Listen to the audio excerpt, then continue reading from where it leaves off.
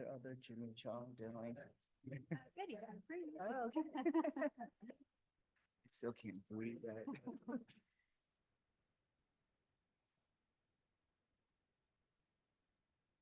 Everyone please rise for the Pledge of Allegiance.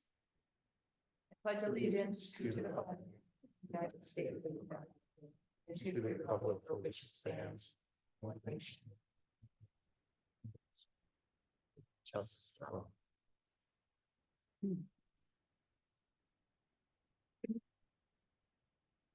evening. I want to welcome everyone to the Lower White Township Board of Supervisors regular public meeting for Tuesday, May 13th, 2025. The Board of Supervisors did meet in executive session prior to tonight's meeting to discuss matters of real estate related to open space properties and the public works facility, and potential litigation related to pension zoning and emergency services. The Lower Gwinnett Township Park and Recreation Board has revamped the summer concert series in the Penn Amber Park.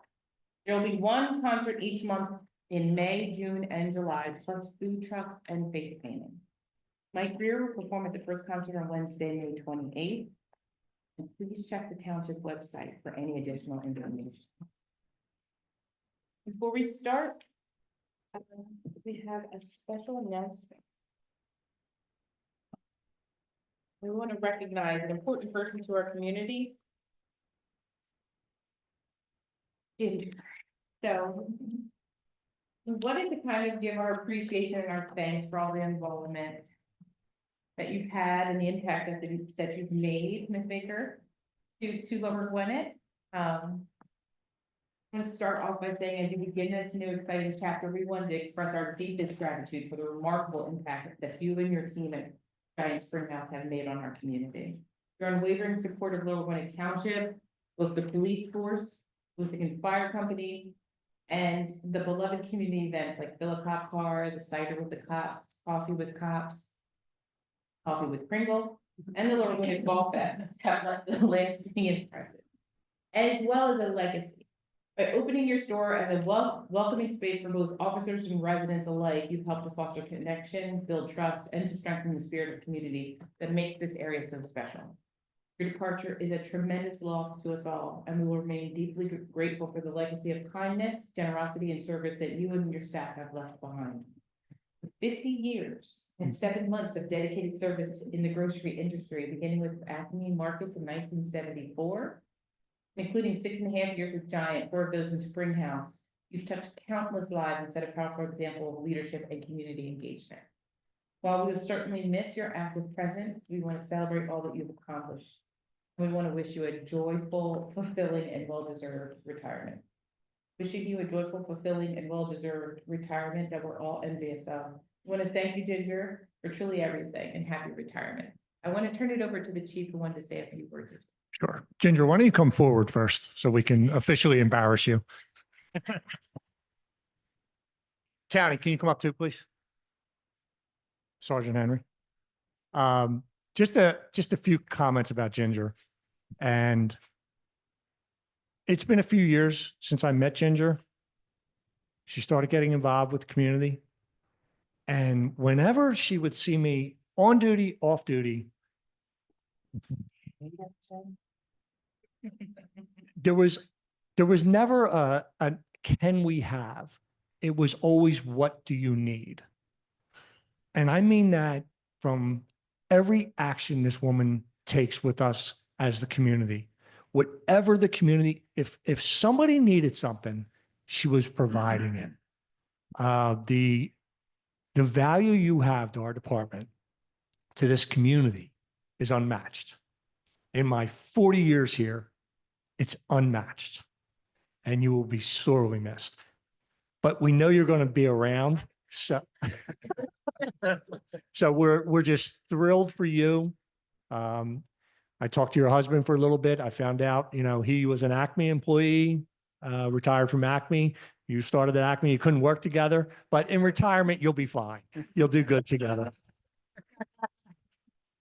Giant's always looking for part-time help. I know you've gotten very close to the man next to you. You guys have worked tremendously together. Townie has a few words he'd like to say before we go any further. Tough to say some words for you. Since the day we met, when you came from Doylestown and you said, what does the last manager do for you guys? And we're like, we never had a manager do anything. And from that day, you opened your doors and you kept saying each month, what are we doing next? What are we doing next? What are we doing next? What are we doing next? And what did I say? I'm not beating you up. We're only going to do a couple of things. And then you got your asset protection people involved. And now they're calling me, asking me, let's do this, let's do this, let's do this, let's do this. So your legacy is continuing beyond just your store because the asset protection, who was corporate, is now calling us. And I cannot thank you enough for what you did for us and this community. I'm about to cry because you know I miss you. And that little secret you kept from me from your sister, that's I took care of your mother, yes, and your brother-in-law. So you will be truly missed, and God bless retirement. And we just have a little plaque. I'm not sure if you guys have been in Giant. There's a huge plaque on the wall of the office. Because everything that they did for us, we got them a plaque. And now we just want you to have something for home so you can remember us by. And it says, Ginger, the deepest appreciation and gratitude for your contributions and support to the Lower Gwinnett Township Police Department. We'd like, thank you. Oops, sorry.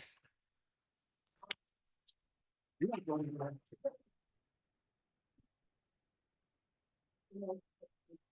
we have one. And ours is not as fancy and beautiful, but we did give you a citation that basically said on behalf of the Lower Gwinnett Township Board of Supervisors, we want to recognize Ginger Baker for her 50 years of service in the grocery industry. Ms. Baker's support for Lower Gwinnett Township and the Lower Gwinnett Township Police Department will forever be remembered with gratitude and appreciation. And we wish you a happy and well-deserved retirement. I'll go present.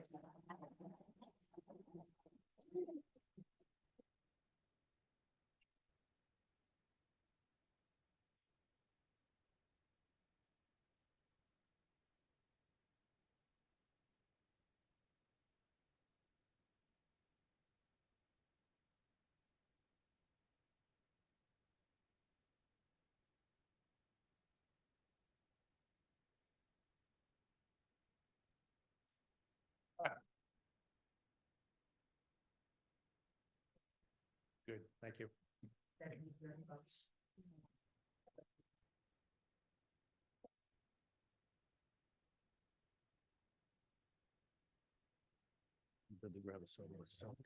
Everyone else did. Come back. She'll be back on Saturday for the touch a truck if it doesn't rain.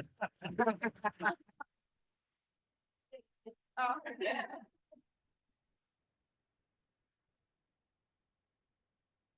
Next up is public comments. These are for citizen comments, concerns, or questions for items not on the agenda. You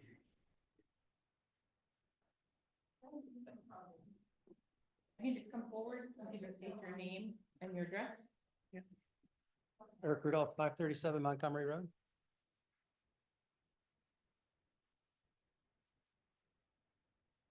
Okay.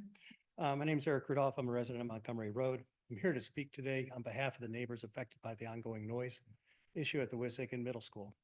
The chillers have started up for the season, and even in the mild temperatures of the 50s and 60s, the noise continues to be a public nuisance, projecting across our yards and throughout the neighborhood.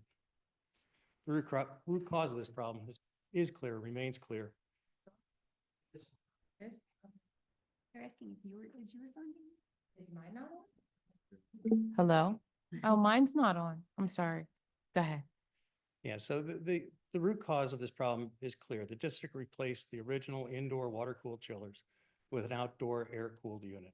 This decision created a system that is firstly unsafe, operating over 90 decibels, okay, and in areas that are accessible to students and the general public. I measured that just last week after they'd put on the sound blanket. It's disruptive. It's consistently disturbing the peace of the nearby residents, myself, everybody along Montgomery Road and Cedar Road, and those using the school grounds. This is public grounds too. We have to think about that. And I think that's something that has been hard for us to focus on because we're focused on the lot boundary line. But what about everything in between? It's inefficient. Contradicting energy conservation code, the new system is roughly half as efficient, resulting in an estimated $100,000 a year in wasted taxpayer dollars annually, and 6 tons of added carbon, okay, emissions. So these air-cooled chillers that were put in are half as efficient as what was in there and what it can be replaced by, or should have been replaced with. And that is a federal issue.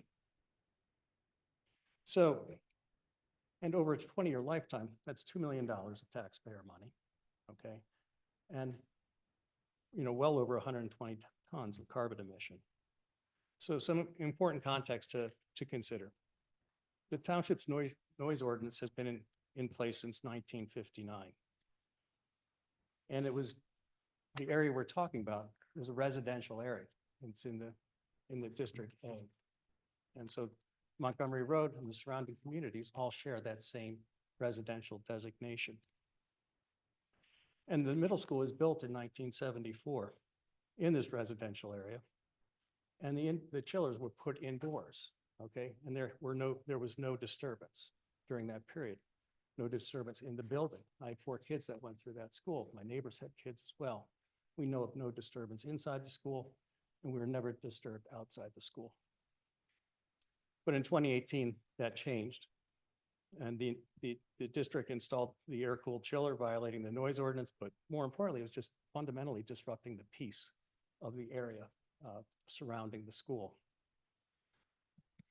The building itself has not expanded, and making the decision to install less efficient, non-compliant chiller incompatible with the intent of the energy and building codes, period, which the school did limited investigation. They bought the chiller before they hired an engineer. And unfortunately, it passed a building inspection, okay, through the township. And the township then taking on the liability associated with that. And that's something that should be revisited and thought about how you deal with that. Not just in this case, but in the future. How do we do this better? So as of 2025, we have seen little meaningful progress toward resolving this issue. And we need to think that because the school grounds are public grounds within the township, they should be maintained at a safe and peaceful level for public use, noise level, and maintained in that kind of sanitary condition. And this includes the compliance with the township noise ordinance levels, not in the context of at the lot borderline, but immediately outside the school. That's what the engineers were thinking when they designed that building. That's how that would be their design intent. So we trust that the township will support and facilitate the steps necessary to fully correct this issue. That's what I'd like to share with you today. Mr. Rudolph, I guess I have a question. I know that we've talked privately, but publicly on the record. The township, as a governing body, we do have an ordinance. Is your goal for us to eliminate the noise so that the residents and the surrounding areas around where the middle school is located do not hear the noise and are not irritated or disturbed?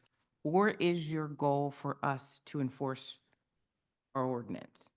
They don't necessarily go hand in hand. So we could enforce our ordinance, the school district could comply, and you could still hear an annoying noise. I guess my question is your goal simply for us to enforce our ordinance, or is your goal to eliminate the annoying noise? It's to eliminate the annoying noise. It's always been that. We've always stated that, along with the other things that we can't, as a community, I don't know if it's the township's responsibility, but that chiller is operating above OSHA limits and it is accessible to the public. Okay, so you answered my first question. My second question is, are you coming forward to us tonight to ask this board to consider enforcing our ordinance?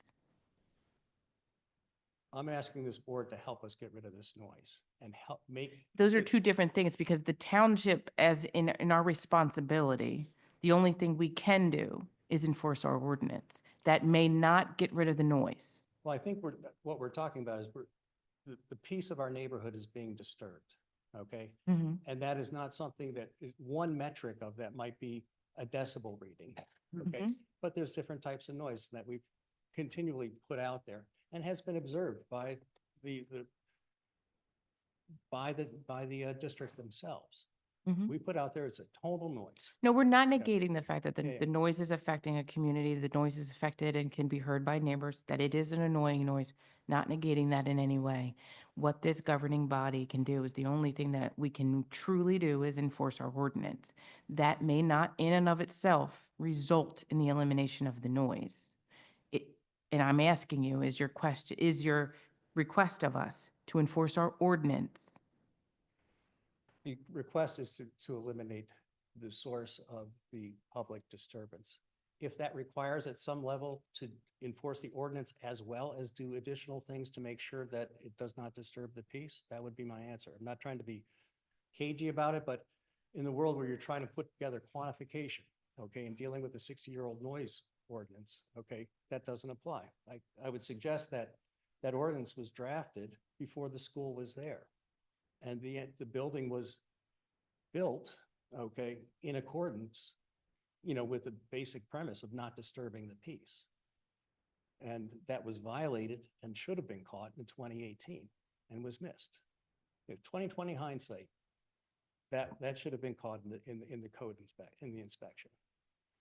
So we're dealing with this today, because I Mhm. wasn't on the board in 2000, I don't think anybody was on the board in 2018. Nothing, nobody, yeah. But, and so I can't really speak to all of what happened in 2018, but as it is today, I just want to be clear from what I'm hearing from you is that it's not clear. It sounds like you would like the noise to be eliminated, but if that could be accomplished with us enforcing our ordinance, you would like that to be a part of it.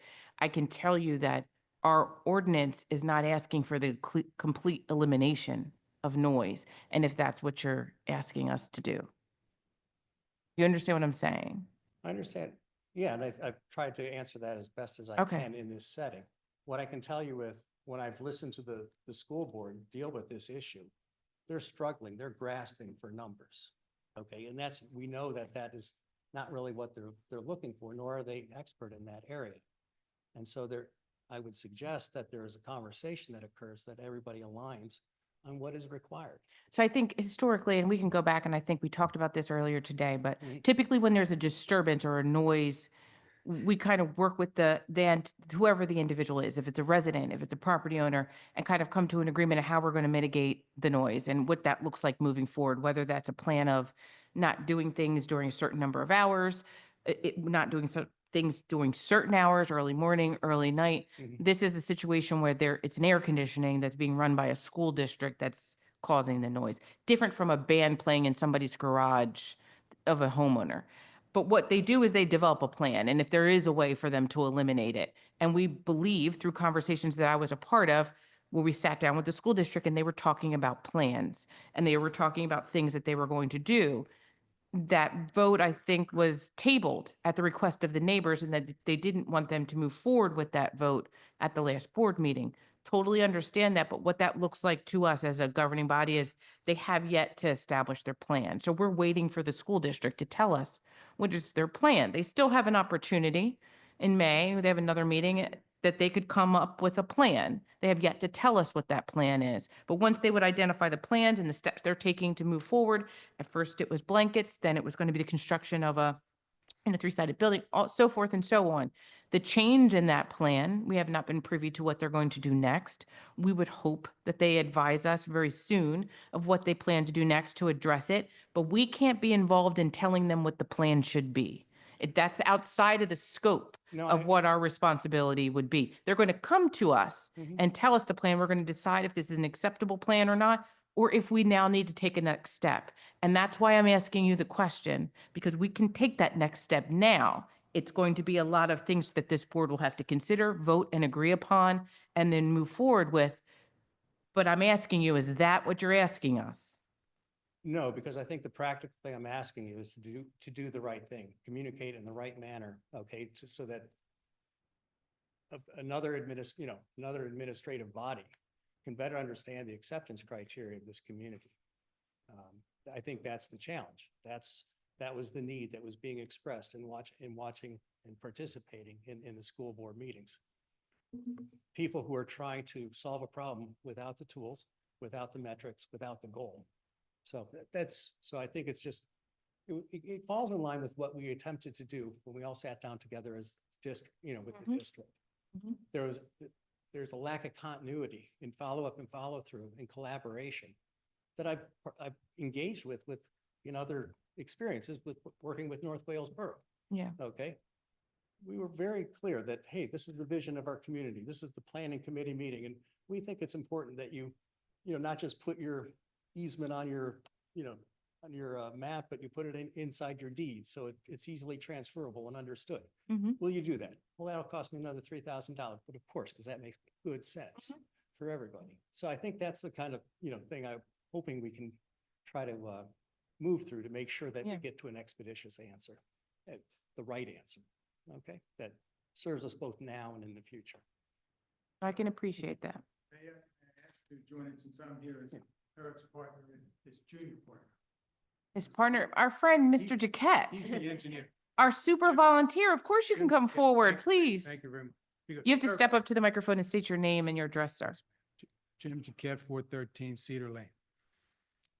So Eric has been working his tail off on this for close to a year. And he has rallied me into being somebody to bounce ideas off, because all the original ideas are his. But, and I can see this difficulty in grasping your concern of is which way do you want us to go? And so my natural inquisitive question as a retired lawyer is, what is it that the next step would be for the township to do if in fact they believe they are violating the noise ordinance? So we would have to first confer with our solicitor. Of course. Mr. Solicitor, isn't it? Because I believe there's some civil penalties you could, There are some. yes. And is there also potential criminal violation? And I realize it's out there in the, Possible. fine, okay. So I wanted to make sure we all understand. Criminal violations would just be monetary penalties, right? You're not gonna put an entity in jail. Okay, And I think the other issue, to Ms. Duckett's point, is our noise ordinance doesn't call for silence. I don't think there's any noise ordinance that calls for silence. So if we were to enforce if we send someone out, understanding that the noise ordinance is antiquated. and perhaps should be evaluated? Sure. Refreshed. Because noise pollution is a modern issue, right? I've only been reading about it for the last Right, several but years. again, I don't think any noise ordinance would call for the elimination of noise. I mean, that would be impossible, Agreed. right? I mean, silence isn't an achievable goal. So when I listened to Mr. Rudolph, he said, the last thing he said before Ms. Duckett was asking questions was sort of hope you support our plans for the next steps. And I guess I'm struggling with what are the next steps to be able to resolve this? I mean, if we go out and we check the decibel levels and they're within range, and I know you say they're not. I don't doubt you, but I don't know that. We would have to find an expert to do that. Then what do we do, right? I mean, my concern is I'm struggling if we have the ability to solve this problem for you. I struggle with Can that. I interject? Yeah, for a couple please. things? Give me- So- give me- oh, Oh, give me a okay, second. good. I started this part. So isn't this the time to do an evaluation of whether the current ordinance is adequately protecting neighbors, staff, and the students? I mean, that's what we should be focusing. So I Well, don't want to lead you down a path that we haven't already started the evaluation of our noise ordinance. No one said that it's prepared. We're not in a place where we're prepared to publicly advertise. We're not making any changes to it or anything like that. But we have done a deep dive previous to this regarding other situations where we've reviewed it and tried to figure out what would be the best type of ordinance that would address noise effectively. Because to Mr. Tversky's point, we're not guaranteed silence. And so how we have historically addressed noise or those types of disturbances within Lower Gwinnett Township has been, and I can ask our chief to kind of give a little bit more of an explanation, but it's around disturbing the peace. And so it's having a conversation, coming up with a plan. People have been cited for disturbing the peace and what that looks like, not just with noise, but also with light. So I think that there is the time, and this is highlighted again because it's happened during my tenure more than once, that we need to reevaluate it and have potential conversations, and we have already begun some of those conversations. It doesn't mean that it would be appropriate to do it right now, given what is in front of us right now. Good. So I think we're on the same page, which is, in my view, it would be better if the township was able to say to the school district, here's what the sound levels you need to meet is. Don't go spending money on cheap jobs that aren't going to do the whole picture. Is get it done properly, so you get it down. So to I a don't want to, safe I want to level. caution you by thinking that a new ordinance would still rely on decibels. I think, and I don't know if there could be some, because we have a scientist on our board who believes in science very thoroughly. And so there's conversation that we as a board are having about what's the most appropriate way to handle this. It doesn't necessarily mean that it would be a totally decibel related ordinance, and other municipalities have not gone in that way. Sometimes it's a combination of this and some of this, and what that looks like in practicality, what that looks like as far as parameters of time and the persistent nature of the noise. So I don't want to, again, talk about something that's not done, talk about something that's we're only in the beginning stages of having a conversation around. But I think you're relying too heavily on the idea that it's going to simply be decibels that we're going to be utilizing and moving forward with an ordinance. Fine, but might it be decibel? Could be. Fine.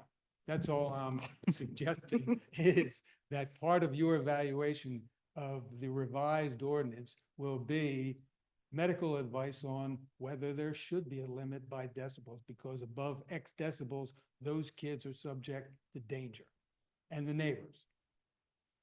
That's my view of it. Yeah, I mean, I this- think that Supervisor Duckett is giving you our background, what we're thinking about, but it takes a while to overhaul this Understand. ordinance Unders- because we, amongst ourselves, we can't exactly agree yet. But, and so it's going to take a while. But in the meantime, your community needs relief. And I understand that you have been speaking to our Supervisor Duckett and other folks at the high school, and that there is a plan, or maybe I'm wrong Well, about there that. was. There was a Yeah, plan. there was a plan to And it build didn't- a wall with no roof, Yeah, and they're gonna spend $330,000, and the problem wasn't going away, which Eric proved to them. And as you probably are aware, the bids were in for this contract to do that. And after the presentation by Eric and the other neighbors, they voted against it to 6-1, to not waste that money essentially on a job that wasn't gonna do the trick. okay, well, and that makes sense. But, so you have to allow them to regroup and Agree. come up with a plan that's going to meet your needs. And we are all very interested in you getting this problem relieved. Me Good. in That's particular, to because hear. I've been through this. But, so we appreciate you bringing this to our attention and giving us your insights and working with this board. But I think for right now, for the very short term, we need to be patient and let the school board come together on what their plan is. May I also suggest that a dialogue be opened between this board and that?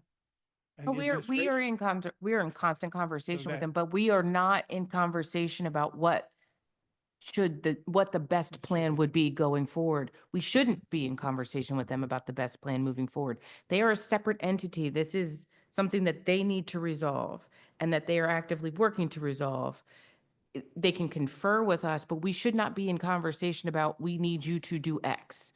Or we suggest, as a board, as neighbors, as community members, we can go to the school board and say, listen, get rid of the chiller and move it. And I can tell them where I want them to move it. Doesn't mean they're listening to me necessarily, but I would be going in my capacity as a neighbor. As the board and us individually as supervisors, it would be improper for us to say, we think you should do X. But if they build something, it has to come before us and get approved, right? Exactly. But for us to tell government, you know this, for us to tell Yeah, a I governmental agree. And entity, it's not telling them it's convincing.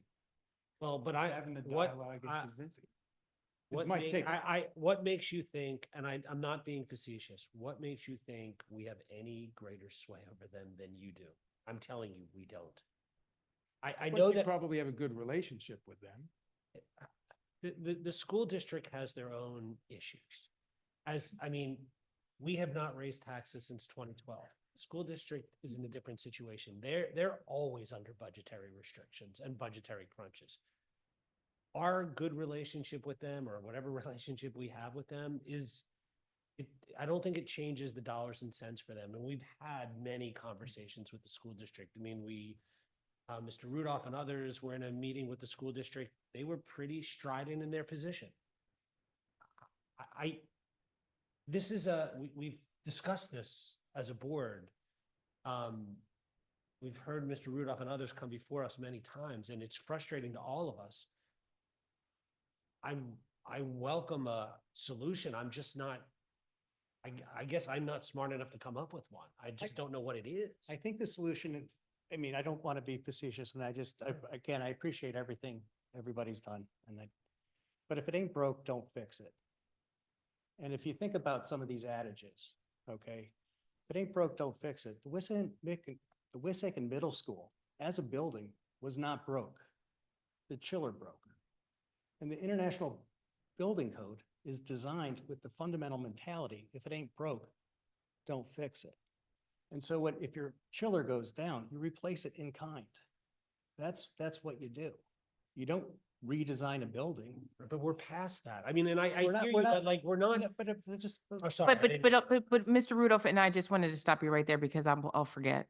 They did indicate to us that what was broke was not functioning properly. So the air conditionings being inside the school actually caused them to not being able to utilize classrooms. And this is their report, and you were in the meeting that I was in.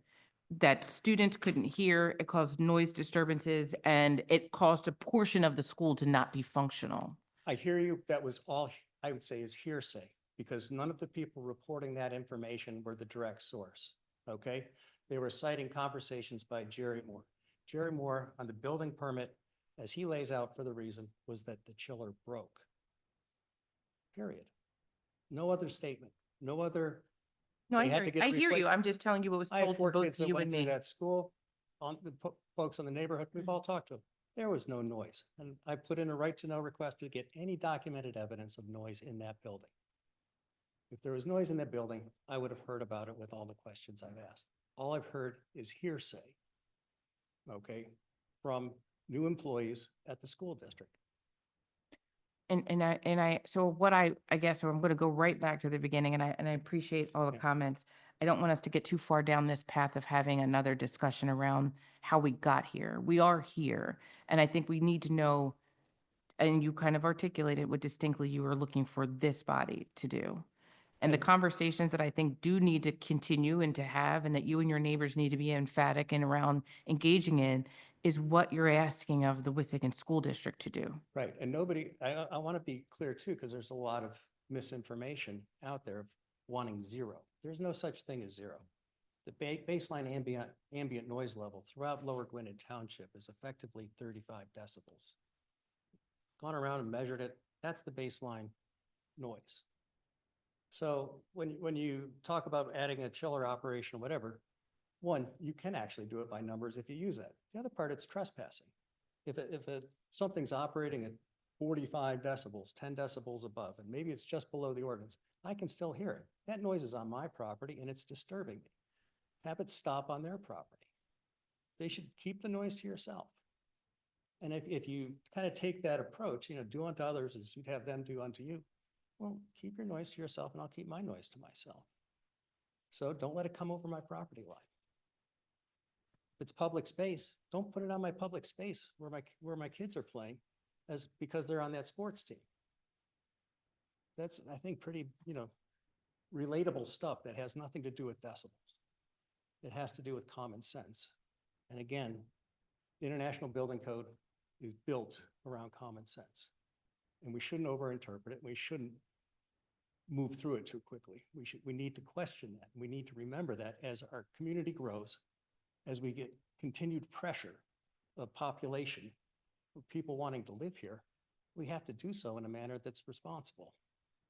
And for me to put a 450-ton, 110 decibel chiller in my backyard would not be responsible. Somebody putting that over in Ambler Yards would not be responsible.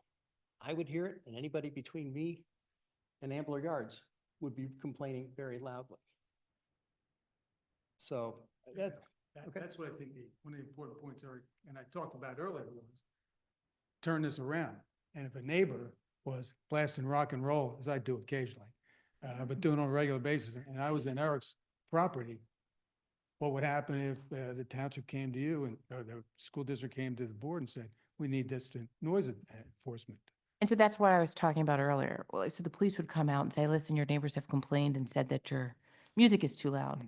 You could turn it down, or you could say, hey, I'm having a party. It's going to end at like 15 minutes or an hour. Or I'm And gonna that- do what I want day in and day out. And then you would What's a get, cop gonna do so then? that's the difference. It's the persistent nature of the noise that you're hearing from the chiller. I think that's different. I can hear the high school band whenever there's a football game. I can hear the football team whenever there's a football Grunting. game. I can hear Ambler Yards whenever they have the music or the bands that come on the Friday nights when everybody lines up on my street and walks down and makes a lot of noise out in front of my house.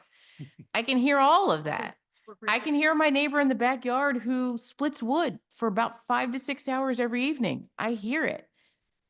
It doesn't bother me. And that's the difference, I think. What you're saying is this is bothering you. It's persistent, it's Sure. annoying, and it's at a point where it bothers you. And so you would call, and now we're at a place where we're trying to address it. It is the perception of the individual, so it's left up to some interpretation.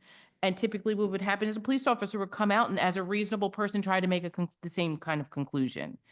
We can all agree that this is an annoying noise. And so we're kind of trying to work with the school district, see what their plan is to resolve it. Unless you're saying something different to us tonight, that's where we are. So if the policeman wasn't satisfied, he would then write a ticket?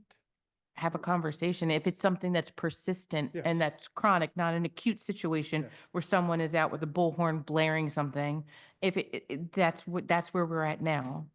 No, but I'm asking, what is the next step for the police to enforce a person who refuses to turn it down? What is the next step? I believe that they would issue, I mean, I won't speak for the police. The Citation. chief is here. So 99.9% of the time, we get compliance. I get The, Let's get to that point. the alternative is, there is in the crimes code, disorderly conduct, 5503A1 or A2 is makes unreasonable noise. And that's discretion on a police officer's part that you having your rock band at 2 a.m. is unreasonable. Is that a summary offense? Summary offense payable by a fine or punishment by a fine up And to it- 3. what if it keeps on going? Does Then jack it up can to- go to a misdemeanor. Got it. Repeated offense, Move on. change it to a misdemeanor. Okay. School district subject to the crimes code?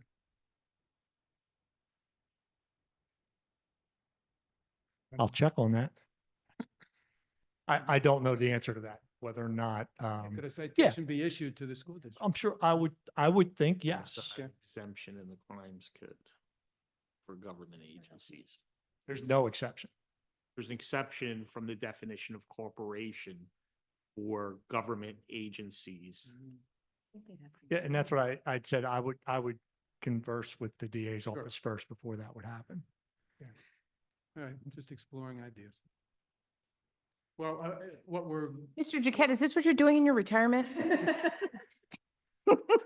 this is what, thank you. You're supposed to relax. Just trying. I mean, we have some other opportunities for Well, volunteer been relaxing activities. for 4+ months, and actually thinking I gotta start doing something, because I'm I getting, mean, Park and Rec said if you want to come back. getting pretty, this is pretty getting You pretty know, lazy. summer concert series, Mr. Jaquette. Okay, I'm hugging my phone if you want. well, listen, we're just glad to hear that you are engaged in the concept. This is- Something needs to be done. Nobody wants this to happen at all, and we would hope that it could be resolved sooner rather than later. Okay. We're talking about it continuously. And we'd hope also that in the interim, okay, because nothing's going to happen this summer. And it's going to be bad. Well, I don't think we know that. They still have opportunities to vote. I don't think they have a solution teed up to vote. I think there's some practical things as far as a school, that the school district should explore. What Eric explained to me is sometimes when they have a summer class or something like that, and there's like 12 students in the whole building and they have the entire system. Well, they have the YMCA camp. They have camp there. And then they also have summer classes. Right, but But the health and safety of a child, I think, is some of what they're trying to balance because they are tasked with the health and safety. And I understand what you're saying about OSHA and ears. No, we're not saying anything about that. So what we're saying is the utilization of schools during the summer is relatively low, okay? And 12 students in one school that could potentially go to Lower Gwinnett Elementary, could go to the administrative building, could go to the high school. All Go of to these the- are conversations to have with the school district. These are conversations that you should, and your neighbors should be bringing to the school district. That's what you're talking. Yeah, that's what we're talking. Put a Okay. window unit in one classroom. Turn the other. Right. We encourage, we do agree, right. we do. That's fine. It'd be nice if they'd turn it off at 5 o'clock at night so we could have dinner. My family does not go out for dinner anymore in the evening on a porch in a yard. That was my dream upon retirement, is to be able to do that. I continue to be not able to do that because they leave that running until 7 o'clock. I'd like to have dinner at 6 o'clock. There's nobody in the building after 5 o'clock. There's 6 people. The heat load of the building is designed for 1,000 students. 6 people is insignificant. Wasteful. Thank you. At minimum, Mr. Rudolph, I believe that we can ask them if they can push up that time. But all we can do is ask. I appreciate Okay, thank you. Thank you. Stop by some. I'm walking up there, I was talking to Mr. Rudolph on the phone, standing out there by the chiller the other day. Me and Mr. Rudolph talk almost weekly. You're all welcome to stop by. Thanks, everybody. Thank you. Is there any other public comments? Seeing none, move on to building and zoning. Included in our board packet is a zoning hearing board application for 608 North Bethlehem Pike. And I think it's for us to consider if there's any action that we would like to take regarding that zoning application.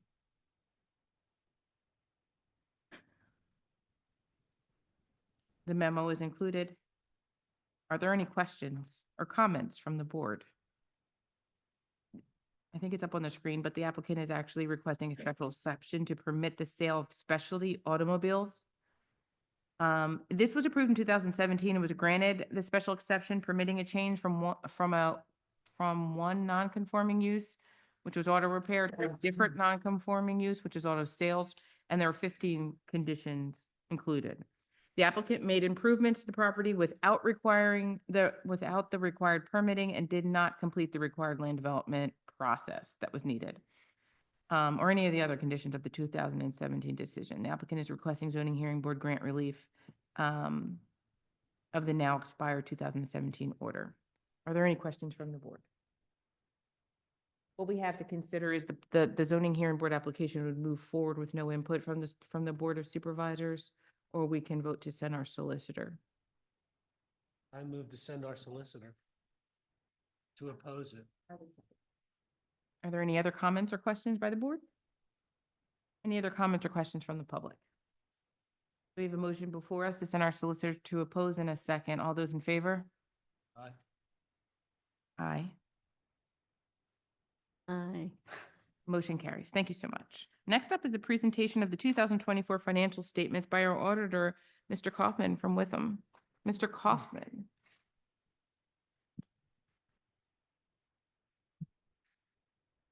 Good evening. Thank you Eve- for having me. As mentioned, my name is Bob Kaufman. I'm with Witham Smith and Brown. For those who. Sure. Sorry about that. And I speak a little low, so if you can't hear me, please let me know. As you may know or may not know, Witham, BBD was, merged with Witham in April of 2024, which is why the report is coming from Witham this year instead of BBD. And based on timing, I believe BBD completed their report last year with the BBD need. So just for some context, onto the first page or the first slide, is a summary of the independent auditors reports. Bullets 1 through 5 reference the audit letter in the front of the audit. And essentially, it references bullets 1 through 5 represent the opinion, scope, management's responsibilities, and the auditor's responsibilities. And essentially, the management is responsible for the financial statements, even though they're prepared by us. So Melinda and team did a great job of reviewing the financial statements that were prepared by us and made sure they were consistent with the information that was previously presented to the supervisors throughout the year. Bullet 6, our opinion this year is an unmodified opinion, also known as a clean opinion. So there were no noted issues based on our sampling and things like that. Bullet 7 is schedules at the end of the report that we don't give out an opinion on, but they add more detail to the financial statements. And bullet 8 is our report on internal control and compliance. And during our sampling, we did not find any issues with internal control or compliance. On the next slide, there's a summary of the general fund budget versus actual. As you can see, the actual change in fund balance was a decrease by 143,000. This was mainly caused by a prior year reserve transfer of about $1.2 million. Had that transfer not happened, there would have been an increase by about 1.07 million. So it would have been about $650,000 better than budget. On the next slide is a fund balance trend, the current year and the prior 3 years. As you can see, the fund balance is pretty healthy. The Board of Supervisors and management has done a good job of their fiduciary duties, ensuring continuity and revenue stabilization. In 2021 was the low of 6.3 million, and in 2023 there was a high of about $8 million. On the next slide are the remaining governmental. I'm sorry. A little rain. Gotcha. Oh, and feel free to interject. I do much better as a conversation person than a presenter. So I kind of This may be through beyond things us, otherwise. conversation. I know, but This is what you talk about for fun? unfortunately, yes. So on this slide is the remaining governmental activities. As you can see, there was an increase in open space as a result of interest. The capital reserve fund as a result of some unbudgeted items like a sale of the Ingersoll House, Yeah. transfer from the general fund, things like that. The increase in highway aid was just a result of less construction and expenditures than were anticipated during the budgetary process. On the next slide, you'll see a summary of the stormwater and sewer funds. Net operating revenues on this slide consist of things such as grant revenues, if they're achieved, or interest revenues and expenses if you have bonds, things like that. The stormwater decrease was a result of engineering fees in excess of revenues due to the DCED grant being less than anticipated and no tree contributions from developers in the current year. And the sewer operating fund decrease is attributable to the cost of higher treatment than budgeted and an unbudgeted transfer to the prior year funds to the sewer capital fund. I believe that is everything I have to summarize the audit. If you have any questions, please, now would be the time. Can you just say the type of report it was again? So Unmod- the report, we provided an unmodified opinion. which is Unmodified, and that essentially is the highest that we can potentially Yeah, get? that just means that's the most we can, that's the best opinion that we could provide, essentially saying that there was no modification needed to Any a aspect of it? clean Mhm. opinion. Mhm. Okay. I just wanted to make sure. Sure. Any additional comments or questions from the board? Just thank you, and to our Yeah. finance team for all of their hard work Yeah. getting through this process. We really I appreciate think, it. I think it's improving, over previous years. So it's great to get the report. Thank you. Thank you, Melinda. Very appreciative of all the hard work. Thank you. Yeah. Especially to our staff. We knew that. Yes, thank you. Thank you so much for coming tonight.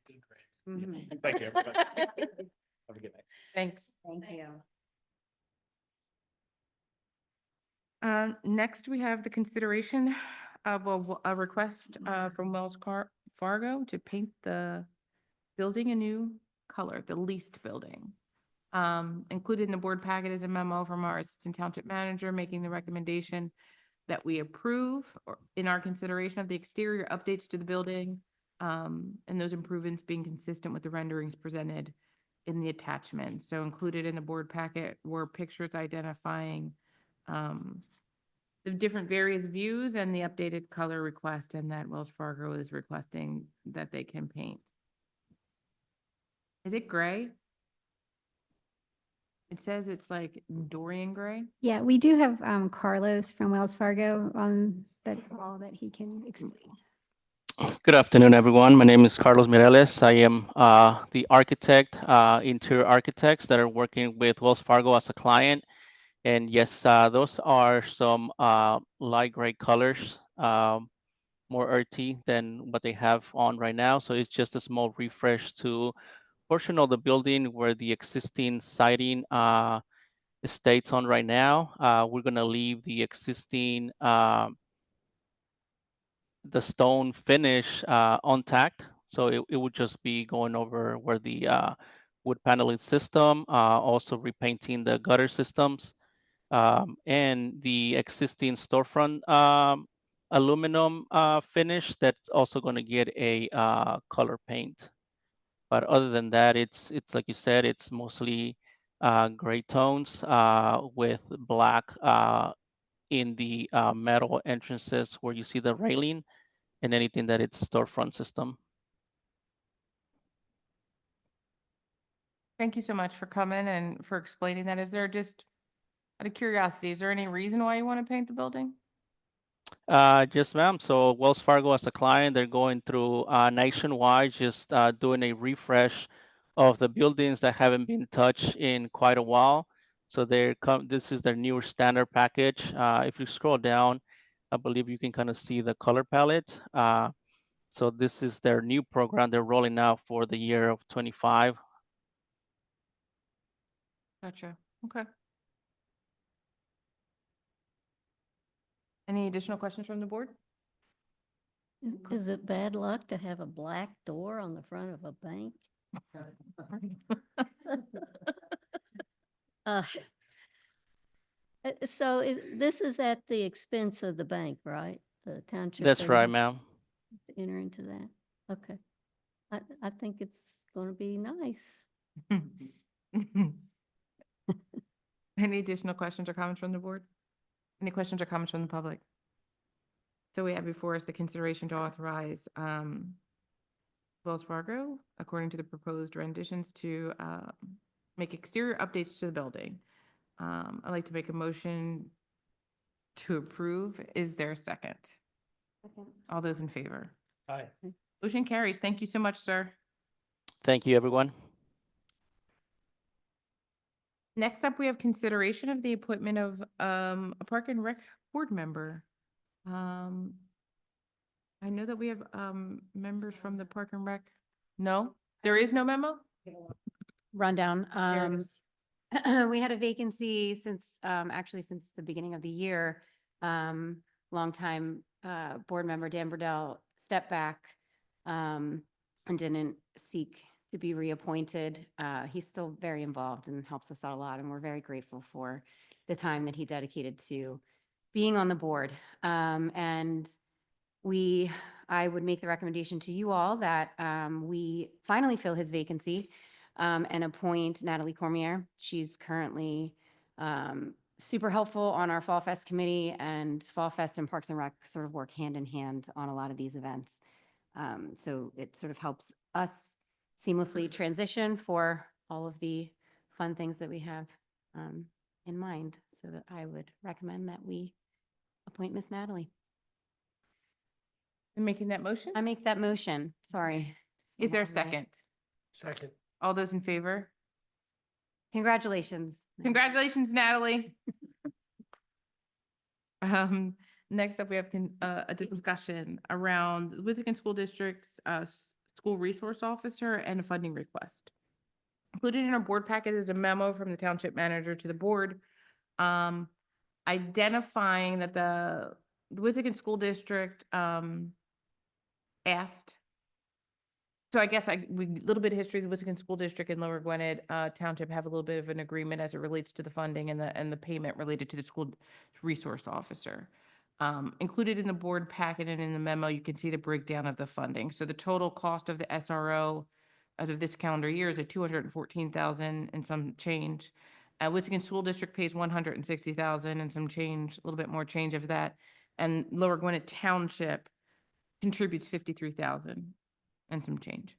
The Wissahickon School District came to Lower Gwinnett, I think at the beginning of April, maybe the end of March, and identified that there would be a funding gap, and that amount that was a gap would be $54,447. I believe that that's still the applicable gap. It was initially identified as 70,000. But after we reworked what the actual amount that we pay and what the cost is, it appears that it actually is a $53,341 gap. Initially, when this happened, the board had requested to have a conversation with the school board members and for them to kind of engage in conversation in a letter, potentially a meeting. There was a time crunch. This needed to be done in a very timely fashion. And so we went out and spoke with the other municipalities that have students at the Wissahickon High School and that are benefiting from the school resource officer, and asked if this could be something that would be considered.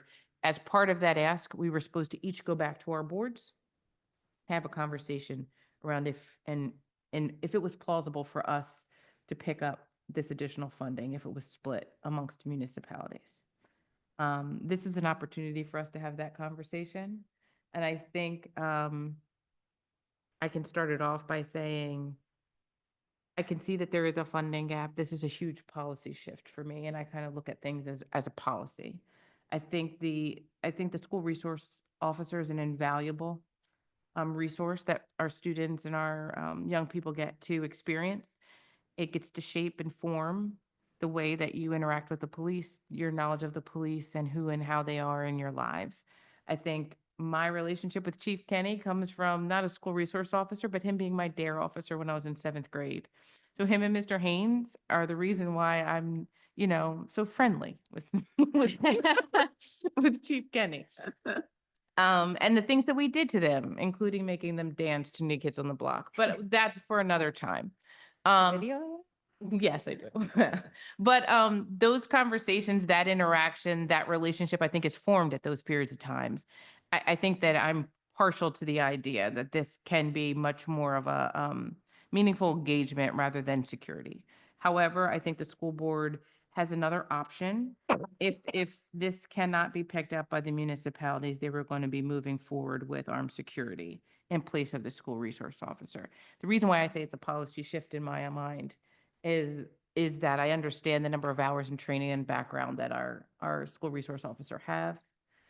What they're able to do functionally and legally within a school is very different than a security officer. And it's why it's something that if the other municipalities would agree with, I would be very much in favor of Lower Gwinnett moving forward with a contribution. However, I don't think that this is something that Lower Gwinnett Township taxpayers should shoulder all on their own, because there isn't just Lower Gwinnett students there. And other municipalities are sending students and benefiting from the school resource officer. I would ask that the new amount be split evenly amongst the municipalities, and that's kind of where I am. But I'm leaving it up to the other board members to kind of share their thoughts and opinions. Just briefly, I would just echo what Ms. Duckett said. I agree wholeheartedly that this appears to be a policy shift. And I see incredible value in having, as a parent of students who are in the school district, I see an incredible value of having a school resource officer in the schools. And I unfortunately think that you only really gain the benefit of having a school resource officer in the school if the school district supports having the school resource officer in the school, and values it as much as, perhaps I do, and many of us do. So I'm disappointed to hear that the shift may be just towards an armed private security guard, instead of finding the resources to fully support the school resource officer as they previously did. So I agree. I would be in favor of contributing additional money more than we already do. If it were split evenly amongst the municipalities, but I also agree that Lower Gwinnett taxpayers shouldn't share the financial burden of covering this gap that the school district no longer wants to fill. So I'm disappointed that we even have to have this conversation. But if the other municipalities are on board, I would be in favor of doing that at least for this year, and hopefully we can come up with a more long-term plan to keep a school resource officer in the schools to help our kids and our community and our police, everybody be able to do their jobs. So those are my thoughts. My understanding is the difference between private security and the school resource officer is $110,000. And that I also understand that the school district's budget is over $100 million.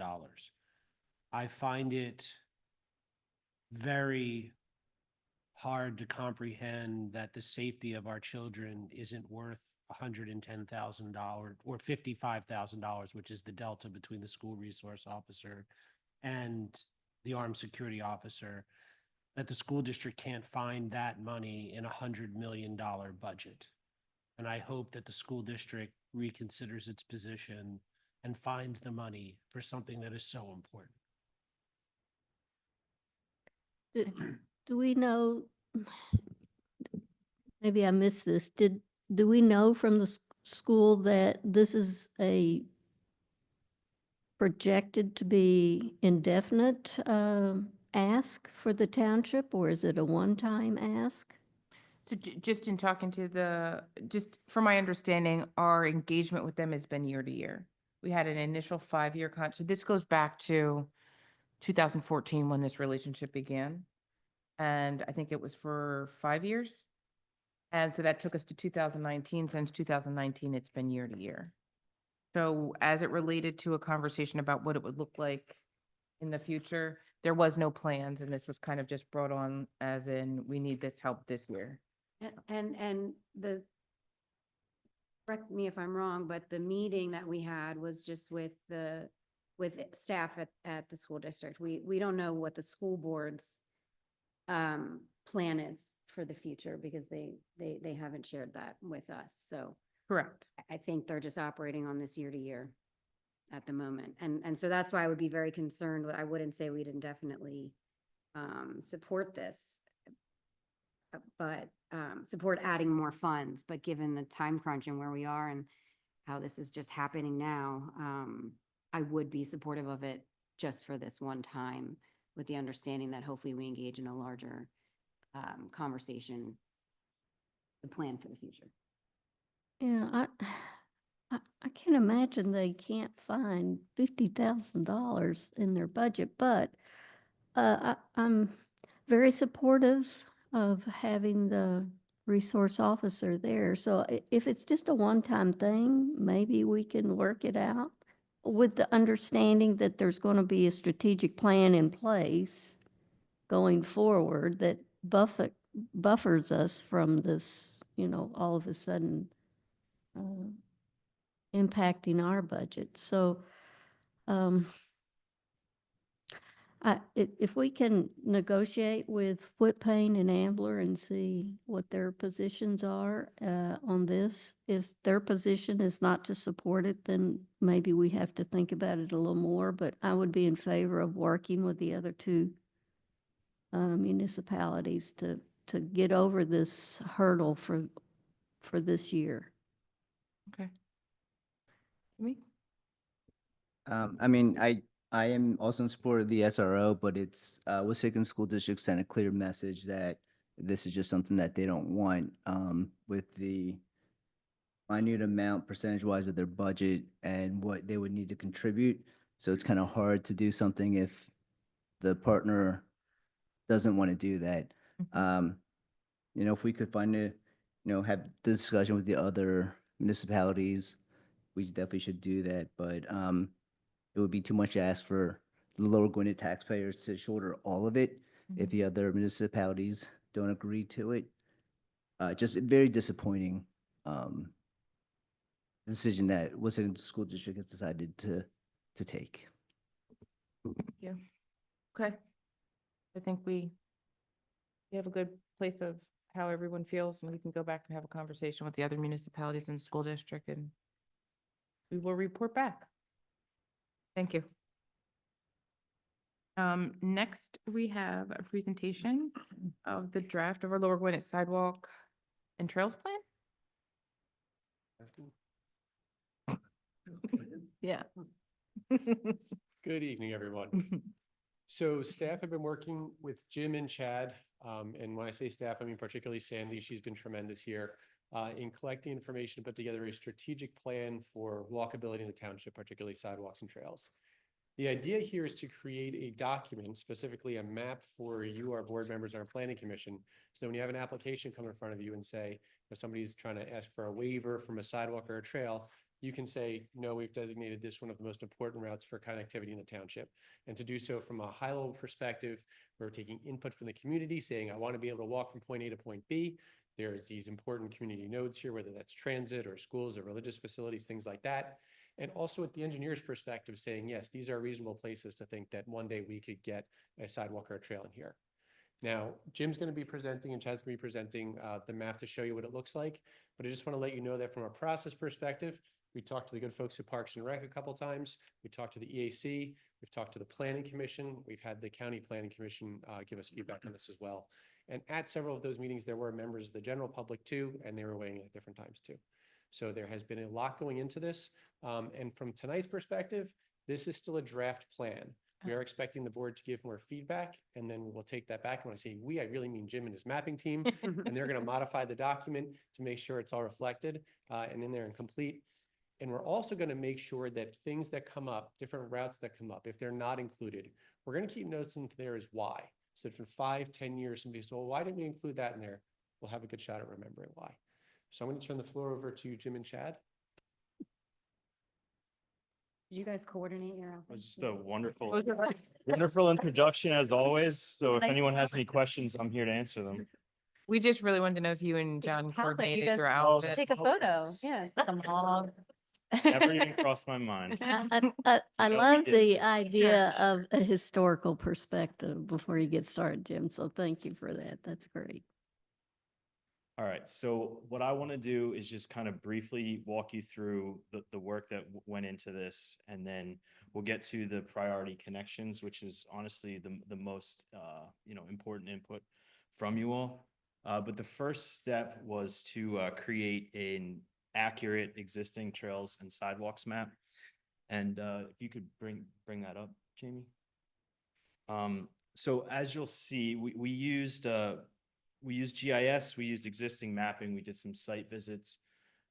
We used community input from the EAC, from Parks and Rec, from the Planning Commission to create this map, which more accurately depicts all of the pedestrian pathways throughout the township. I'm calling them pedestrian pathways because they may be sidewalks, some are trails. So those trails may be paved, they may be limestone. They could be owned by the township or be privately owned, but the township would have pedestrian access easement over those areas. So those are shown on here, particularly the ones on MRA's campus or SHIP's campus, Johnson & Johnson, Gwen and Mercy University, which later on in the agenda tonight, we'll have the dotting the I's and crossing the T's of that pedestrian access easement also. They all told add up to 62 miles of trails. There's also some horseways, equestrian trails, which Sandy went through the easements and the deeds there, and we added ones where it was very clear that pedestrian access was permitted along with the equestrian use. On this map also are the community nodes, which John mentioned. We're talking about SEPTA, train stations, bus stations, parks, schools, religious facilities, shopping centers, large employers, retirement facilities, daycare, and learning facilities. And so they're all marked with the big numbers on there and different denotions. if we don't have any questions on how we got to the existing map, we can move to the proposed connections map. But the idea with the proposed connections was to try to figure out ways to get people to those community nodes that we talked about, and then also the evaluation criteria for when we were going to call something a priority connection. We emphasized the pathways to the nodes. We wanted to connect neighborhoods which were deemed isolated based on the existing trail and sidewalk network. Where feasible, we wanted to make connections to adjacent municipalities. So we went on websites and researched, Montgomery Township has a map, Upper Gwinnett has a map, Horsham, Upper Dublin, Ambler, all the adjacent Whitpain, all your adjacent municipalities had some kind of trail map on their website. So we were able to kind of see where connections could be made to adjacent municipalities. We wanted to consider areas where future development seemed feasible or, imminent in the future, basically large land masses that could be redeveloped or developed in the future. Through the community engagement, we heard where people were walking, but there weren't actually any kind of safe pathways. So we wanted to add those to the map. And then provide connections that would further previous township efforts. If there was township funding spent to create trails in certain areas, we thought that it made sense to prioritize the furtherment of that. So if we want to go through the priority connections, I can explain on this map here. They are shown in the yellow dashed lines. So like for the proposed map, all the different colors that were on the existing map are just everything that's an existing pathway is orange in this proposed condition. And then the priority connections are the yellow dashed lines. So some of the like big ones to point out, like maybe we'll just do it that way. So just before you do though, all of these yellow lines, they're going to address one of the ideas that one of the very items that you said needed to be addressed as it relates to connecting, whether it's development for the future, addressing isolated neighborhoods, adding trails where people were walking, but there isn't any safe place to walk right now. So all of these yellow lines are the ones that are prioritizing, and that doesn't mean that there aren't other ones that maybe could be considered in the future, and that's where the purple. Yeah, I think my idea of the priority connections is a way for the township to identify places where you would want to focus funding as it becomes available. It doesn't necessarily mean that this is the only place that trails or sidewalks are going to be implemented in the future. Okay. But it's a way of saying, if we say there should be trails and sidewalks everywhere, then like there's nowhere to focus. So this is almost ensuring that the trails that we have, are allowing accessibility throughout the township, ensuring that there is no neighborhood that is isolated, ensuring that our trails don't go to nowhere, and that when you walk the trail, it actually can take you to a place. yeah, in Like, is that how I we're would say measuring success? yes, but I would say that there will still be there may still be isolated Okay. neighborhoods. That's Okay. We tried our best to kind of, like, for instance, if you've got a residential neighborhood like the ones Judy, Aileen, Roberts, Mhm. those it was our opinion that some of those roads are wide enough and less traveled enough that you could safely walk on the sides of them to then walk out to areas where we would be installing sidewalk Okay. or trails. So that was kind of like that's the thought for some of those, like Aileen, Judy, Roberts, like they're no longer isolated because there would be sidewalk along Bethlehem Pike extended south to Ambler. Okay. but we're not actually putting You wouldn't sidewalk and prioritize. trails within those neighborhoods. Those more targeted to the larger roads adjacent. Okay. Makes sense. So one of the big ones was essentially the Norristown, Sumneytown Pike corridor. This plan would contemplate pedestrian access all the way from Upper Dublin to Upper Gwynedd. We're showing the lines down the center of the road because honestly, it's a heavy lift to get continuous connectivity up that corridor, but like to have it on both sides seems almost unfeasible. So the thought would be that, depending on if there was say a development happened at 1201 Sumneytown Pike, and there could be sidewalk all along that frontage. And then these crossing symbols are denoting where mid-block crossings are currently. Those are ones that Chad analyzed as part of their work. This one can. I can't see where you're pointing. Yeah, okay. And this doesn't show up on that screen. It's basically where Gwen Air see. like where that road for Gwen Air, I don't know what it's called, but right there it crosses Sumneytown Pike.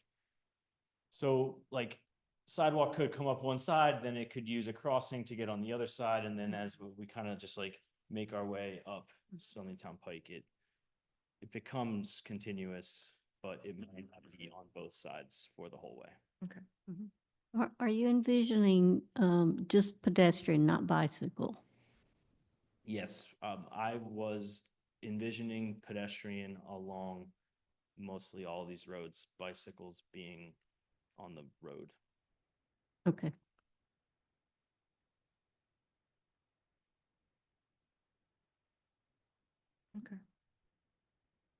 Can we scroll Yeah. to the top to the really important neighborhood that you Yeah, we have a can. yellow line on? Look at that, number two. Another big one here was Evans Road, essentially from Gwen and Mercy University, where as part of some of their recent land developments, the township has acquired easements along Evans Road to facilitate the future installation of trails, and then also taking it to the south to the Plymouth Road. Was that Gwinnett Valley train station? So a connection to multimodal transportation in that way, and then trying to catch as many of these isolated neighborhoods along Plymouth Road as we can, the Gwinnett Pines neighborhood, and then Latstring, Surrey, to kind of basically provide connection for this entire quadrant Yay. of the township. A lot of these, like to put some kind of trail or sidewalk along a lot of these stretches of road it will be a big lift. Particularly, the county replaced a bridge on Plymouth Road in the last few years. It does not have pedestrian facilities on it. So, in order to get something, both of these trails across there, you would likely be building a pedestrian bridge adjacent to the county's bridge. Oh, wow. One of these properties is owned by Wish Trails, so there's like some sort of opportunity. It's not like you would need it from a resident friendly quasi. Totally easy to deal with. So, and then also like there's a lot of places along Evans here. I drove this the other day where there are small culvert crossings and guide rails. And so I don't want anyone to think that these are easy. Never going to happen.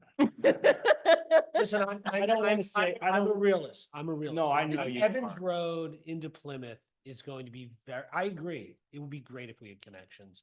And the time to have done this was when people were building way back when. We did it. Yeah. It is what it is. But I'm very familiar with Evans but, Road. yeah. Going to be very, very hard. I don't know if But people to should that be end, walking like, on if it. you look at Gypsy Hill, for example, there's this like random small orange sliver of Mhm. existing sidewalk already because either the developer didn't request it because they had requested a massive tree waiver, but they didn't ask to waive the sidewalk there. So when they built that Gypsy Way development, there's just this strip of Well, and sidewalk, but so in the No, no, future, no, when it these, wasn't- They asked for the waiver. They didn't get it. Or we weren't- we- no, that no, we no, weren't so on the I was on board. the planning commission when Yeah. Gypsy Way came in. it's fine. Well, it's a shift. my point is, no, I hear you, but the point is, if we don't ask for these sidewalks every chance we get, Right. we're never going to But, well, get so them. that's the example I'm giving is like, they have sidewalk there. So now when one of the other mansions goes up for Yeah. sale and a developer wants to buy it and put homes there, we can note, okay, well, there's sidewalk right here. Let's, Because their response is usually, well, there's no sidewalks on either Exactly. side of me. We have to stop with that. Right. We have to stop allowing that to be a good Right. excuse. we would say, no, there's some We have to sidewalk. start We're gonna somewhere. keep We have adding. to start somewhere. Yeah, and down Plymouth Road, which I love that idea, going down Plymouth Road. There's, the county built that bridge without me at least, and I live really close to there, without me knowing anything about it till the day they closed the road. Yeah, I don't think they really So- asked anyone. I think they didn't get any input from the local neighborhood about that bridge because I definitely would have said, please include 5 feet for pedestrians. But any case, there is shoulder along Plymouth, not big shoulder, but it could conceivably be wide enough for a trail. So I don't think it's a bridge too far just yet and without trying, but I know it doesn't belong to the township. You Yeah. had So told me there's it the belongs. issue of the right of way, and then there's also the issue of a design standard that if you don't have a curb, the trail has to start 5 feet off Mm. of the edge of like the paving or the edge of the cartway. Okay. So like when you go edge of cartway, then you go 5 feet, then you go 6 feet for a trail, like Mm. you're really impacting a lot of the frontages of those properties. And I think that's the biggest lift in all of this is like acquiring the right of way and getting people to say, okay, you're gonna change the way the front of my property looks, and I'm okay with that. Right. But I don't We think- have to take the property. If we wanted to do this plan right now, the only way we could do it is if we took property. Yeah, And I think, to Janine's point is we just have to wait till things become available and when they want to get developed. So that when and if we decide we have like a few connections to do it at the end and we have to take a little bit of property, we do it, but we're gonna have to, it's gonna be a lot of years until this comes to fruition. I don't think we can wait. I mean, I don't think because Evans and Plymouth are built out.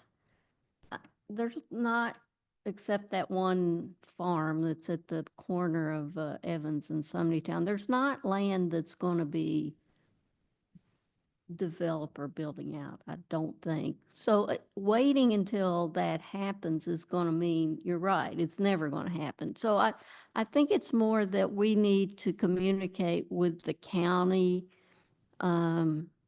about developing. The county's the one that wants walkability and, people to be able to get around without cars. So they should have interest in helping us where our highest priority trails need to be. And I'm not saying it is necessarily Plymouth Road, but whatever our highest ranking is on these trails. And I think this is a high enough priority, and it's really come up again and again in surveys that people want that in our community. And I think the priorities you selected makes sense. I mean, the access to, especially the train stations, it just makes sense if folks are able to walk safely to and from the train, either to their homes or to local businesses like Ambler Yards or whatever, Yeah. what have you. That I think I mean, that would be a way to get the county on board. Yeah, yeah, I yeah, agree. And, getting to like, the when you train mentioned station is really When you mentioned important. that segment of Gypsy Hill Road where the DeSantis development happened, Gypsy and Way, I mean, is the fact that that's there and the fact that like Gypsy Hill Road is PennDOT Road and is a heavy lift to put sidewalks or trails along, but just as heavy a lift as Evans and Plymouth, like, Right.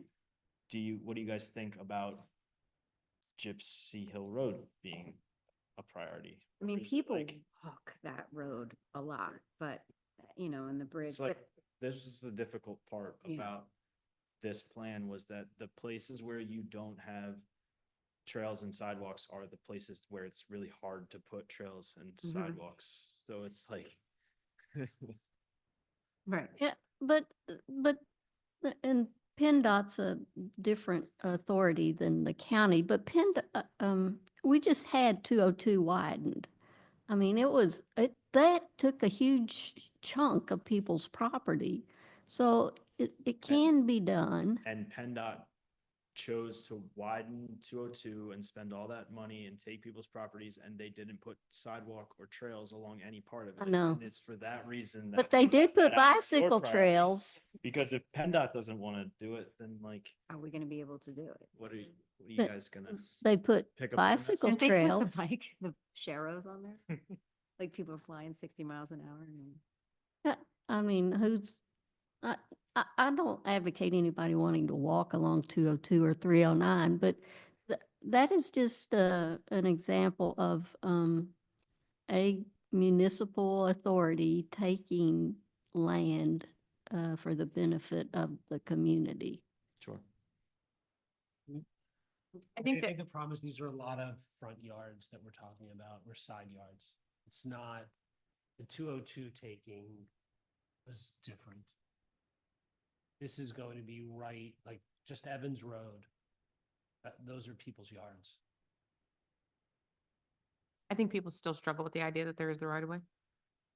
And that, that we would have the ability, like, I think it's just a concept that most people don't even realize it. And we've heard it when we've talked about trails in other areas. I think the things that you have identified and prioritized make the most sense. I think this board at least has been cognizant of, we want at least the easement if we're not getting the trail, or if we're not getting the sidewalk. I think we can be purposeful and intentional about doing that. I don't disagree with Tessie though, like we need to do it now, but I don't think anyone is going to be eager to say, yeah, not only take some of my front yard, but make a pathway so random people can walk through it. I mean, that's what we've heard from our feedback from us. I think it's like particularly along Plymouth and Evans, it's like the look of the way your front yard looks, right? Because there's a lot of mature trees all along there that are Yeah. gonna have to come down, and then the like curb appeal and just general character of your street changes. That's what people are gonna struggle with.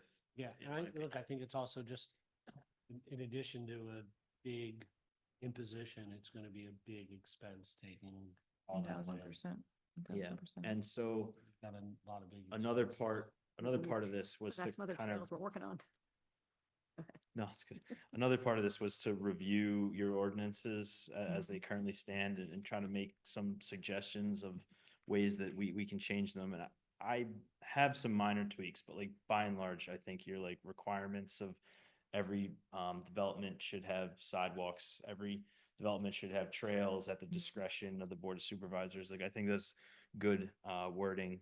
We get some changes to like the ADA standards and the Uniform Construction Code to just make sure that like anything that's put in is accessible and up to like current standards. But then the other thing is like when We have to enforce those though. You can't keep giving waivers. Yes. yeah, you would never give a waiver from ADA standards. Not but ADA, but I'm talking about the sidewalks and the Sure, so trails. We that's- give those waivers all the time. That's the next thing here is like, if you were to entertain waivers for sidewalks or trails in areas that weren't necessarily in the priority or along a priority route, we could, as a policy, of the board, you could start to, we could start to discuss fee in lieu contributions for those waivers, which could then be put into a bucket of money similar to what you do with the trees. To address those areas. To address the problem or the priority areas, especially the heavy lifts, like Evans Road, Plymouth Road, like those are probably DCED multimodal grants, millions of dollar projects, but that you would need to have like a 20% match for. So you could use the accumulated fee in lieu money to match those grants. Would that make more sense than doing the easement approach that we've taken with, previously? No, I think you would always take the easement, because there's also a separate requirement that they dedicate ultimate right of way to the township for any future improvements. You want to get that. It's a very simple thing, and nobody should really have a problem with that. Yeah. So you So continue in to get, addition to. you continue to get those, but like you say to someone, you either put the side, if you're not gonna put the sidewalk in, then like. You we're can pay gonna- the money and yeah. Yeah. So I guess my other question is I didn't know. Yeah, we can. It's not an off-site improvement. Okay. Is there any other ways that we can incentivize any development to kind of incentivize to contribute? Meaning like if you don't do, I'm thinking about all the things that people ask waivers for, and it's often like the curb cutouts or the, I don't know, islands or whatever. If they're asking for a waiver for that, I think that curbing, or I think sidewalk trails, potentially some widening are the big ticket ones that you give waivers for. A lot of the other waivers that you are giving they're not really actually that big of a deal. financial impact to it. I mean, because to me, I would measure success. I mean, obviously, I would want there to be no isolated neighborhoods. I would want there to be places where they can access the trail. If we could connect Upper Dublin to Upper Gwinnett again, along that pathway allows people to get to a lot of things, allows people to get to, access to food, access to a grocery store, just through walking. To me, that would be ideal. And there's businesses and places of employment all throughout there. And a lot of times, one of the hiccups or hurdles that someone has to overcome is the lack of transportation. And if you can walk it, at least you can walk it. So again, for me, I would measure success if we could connect ourselves there. How do we get there and how do we incentivize anyone to get there legally? I think is the question or suggestions that I would like. So Yeah. the fee in lieu, I didn't know we could do the fee in lieu. Right. Yeah, I think that that's something we really, and I don't know that I would limit that to the few high priority areas. Like there may be other, like Gypsy Hill's not identified as high priority because it's even less feasible probably than maybe Plymouth Road and Evans. I don't know. You're the engineer, but I assume that's one of the reasons why it's not a high priority. But if there was a development coming on, Yeah, a we 10 would acre want it. property, Yeah.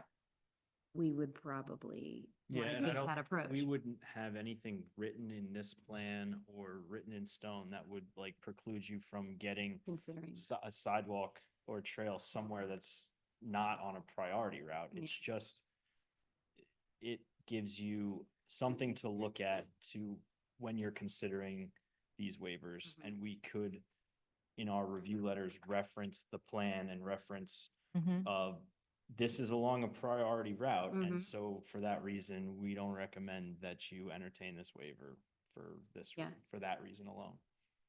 Like that recommendation. So, or do you want us to give you all the feedback now? Can we still sit with this and think about this and kind of identify things that we would like to prioritize? I mean, I know that I've I already don't need articulated. all the feedback now. Okay. You can provide it to, provide it to John, provide it to me. The anticipation was that we would get your feedback at some point and make some revisions and then come back and you would adopt it at that Some point. point is a lovely measure of time. I mean, Yeah.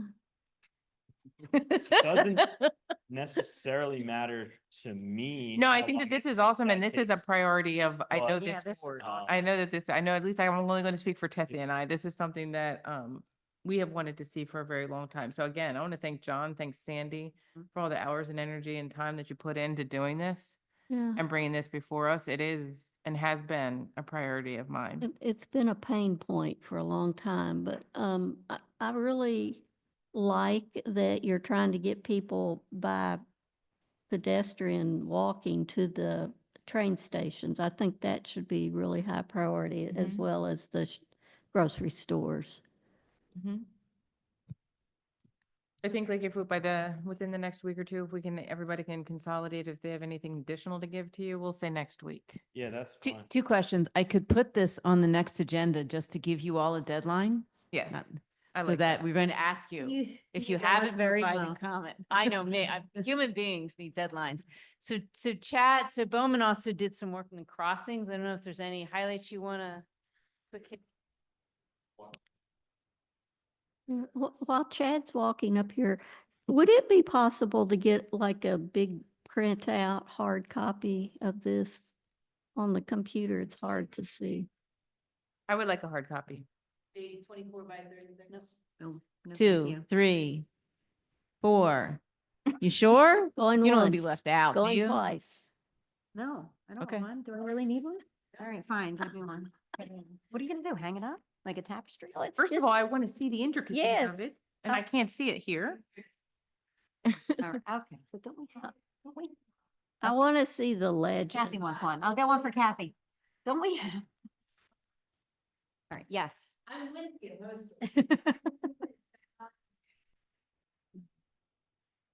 So just a real quick overview. We did a supplemental effort to the plan of reviewing existing trail crossings, all those little yellow pedestrian symbols you see at different places in the map. It's roughly 20 existing trail crossings of public roads in the township, whether they're owned by the township, the county, or PennDOT. We did a preliminary review to develop some preliminary suggestions on how those existing crossings could be enhanced. Mostly, most of the recommendations are going to entail providing high visibility pavement markings for crosswalks, things like fluorescent warning signs at the crosswalks in advance of the crosswalks in certain instances, ped ahead pavement legends. There's one where one existing crossing, the one on Sunnytown Pike, where we identify consideration of flashing warning devices at that crossing. We also looked at ADA compliance, whether there's ADA ramps there, and if they are, do they look like they're compliant, or is there no ramps at all and they need to be added in the future? So the purpose of doing this review was to serve as a planning tool going forward for Public Works to make these upgrades along with the annual road program, or if the township wanted to package a few crossings per year and accomplish it that way. There's a few pedestrian symbols that you see on the map that are purple. Those are future crossing considerations, and those are ones primarily that was brought up by the Park and Rec Board and other boards during our discussions and development of the plan, that they identified as potential priority crossings in the future, whether it be existing trails or some of the priority connections identified on the map. So we'll, in the memo that we prepare as an add-on to Gilmore's report, it'll identify some feasibility considerations the township should take it at those locations if they were to move forward. Again, they're just like some preliminary suggestions. It's not, the plan's not going to say these are the only locations where there should be new crossings in the future, but there are ones that were identified by the committees when we met and discussed the plan with them. So it's a quick overview of our piece of this. Thank you, sir. Thanks, Chad. So we'll come back in 2 weeks, give you all of our feedback. And then hopefully we can move forward again. Thank you both. Thank you, Chad. Thank you, Jim. But thank you to Sandy and John for all the work that you did in putting this together. Very much appreciative. It's a wonderful surprise. Speaking of trails, We have consideration of the acceptance of an easement from Gwinnett Mercy University. Included in the board packet, I believe, is a memo that outlines in 2023, GMU applied for a Mako 2040 grant to install pedestrian and stormwater management improvements in their site. We supported the grant application. We requested formalized access easement to the public's general use of the pedestrian trail network throughout the university. GMU signed the access agreement in 2023, but it was not circulated to the township for execution. So this is us completing that task. Included in the board packet is the trail easement agreement. I'd like to make a motion to accept the trail easement for Gwinnett Mercy University. Are there any questions or comments from the board first? Any questions or comments from the public? Being that as it may, I make that motion. Is there a second? Second. All in favor? Aye. Motion carries. Next up is the consideration to authorize a public hearing for the amendment of our conservation easement of Penland Woods, requiring notice to Wissahickon Trails. Included in the board packet as a memo outlining the existing agreement and the need historic information around when Penland Woods was purchased, the use, and the grant requirements. One of the conditions that we've entered into recently, on April of 2025, Montgomery County Commissioners approved a change of use with conditions that included a net conservation benefit. One of those conditions was to add a provision requiring us to provide notice to Wissahickon Trails about any proposed future easement amendments. The first step is to schedule a public hearing to comply with that and advertise and send out notices. I'd like to make a motion to authorizing the advertisement for a public hearing for an amendment of that conservation easement in Penland Woods, adding a notice requirement for Wissahickon Trails. Are there any questions or concerns from the board? Any questions or concerns from the public? Seeing none, I'd like to make that motion. Is there a second? Second. All those in favor? Aye. Motion carries. Next up, we're gonna consider the authorization for seasonal help for the Public Works Building. Included in the board packet, or maybe potentially with us, is the most updated memo. I did read the memo. This is to approve a budget amount increasing public work wages, to move it from one account to the other for 2025 to allow for seasonal employees. The recommendation, I believe, that's in this memo didn't update in the narrative, but it should be 4 seasonal employees for 40 hours per week and 1 additional seasonal employee for 16. This is in addition to the ones that we spoke about at our last meeting, which is Rich, who's already working and has begun. What that totals out to be is an increase of $56,000 budgeted to hire these individuals. These are current positions within the township that will be seasonal. They're not public works positions, and these are unbudgeted, but we do have finances to cover it. Anything additional the staff would like to share? No? I didn't think so. Anything from the board? No? Any questions or comments from the public? Seeing none, I'd like to make a motion to approve and authorize the budget amendment increasing the public work wages to that amount. Sir, Comment? is there a second? Second. All those in favor? Aye. Motion carries. Next up, we have, we're gonna make an authorization for approval for contract work for some accounting work. I'd like to make a motion to approve. Is there a second? Second. All those in favor? Aye. Motion carries. Next up is the approval of our invoice report for May 13th, 2025 is included in the board packet. Any questions or concerns about the invoice report? No, I'd like to make a motion. Any questions or comments from the public? Seeing none, I'd like to make a motion to approve. Is there a second? Second. All those in favor? Aye. Next up is the approval of our minutes from the April 22nd, 2025 meeting. Has everybody got a chance to read and look over any questions or concerns? Yep. What? None. I Um, mean, yes, did- I read it. I read it. Okay, are there any questions or concerns from the public? Slow it down a little. Questions or concerns from the public? No, seeing none, I'd like to make a motion to approve the April 22nd, 2025 minutes. Is there a second? Second. All those in favor? Aye. Motion is approved. Supervisor liaison reports are included in the board packet. I'm sure everybody read it. Staff No one's updates. allowed to ask. Anyone have any staff updates? Supervisor comments, Tessie, it's you. None. Janine? Well, no, I'm kidding. Congrats to Ginger. Thank you for all that you've done. I also just briefly, I received a note from the principal of Shady Grove Elementary School, which is in Whitpain. But there was an accident with my kid's bus. And Molly reported back to me that the police officers who were there were just wonderful. And then the principal told me how wonderful it was to interact with our Lower Gwinnett Police. So thank you, Chief. please pass that along to the guys who responded to the call. That's all. Come out to the concert. May May 25th, Yeah, May wait. 25th. is it May 25th? May May 28th. It's Oh, May my bad. 28th. I was like, that doesn't sound May right. 28th. Come out, there'll Sorry, be don't- face painter, there'll be food, there'll be maybe a beer truck, face painting, games. Come out. It'll be fun. Thanks so much, Jimmy.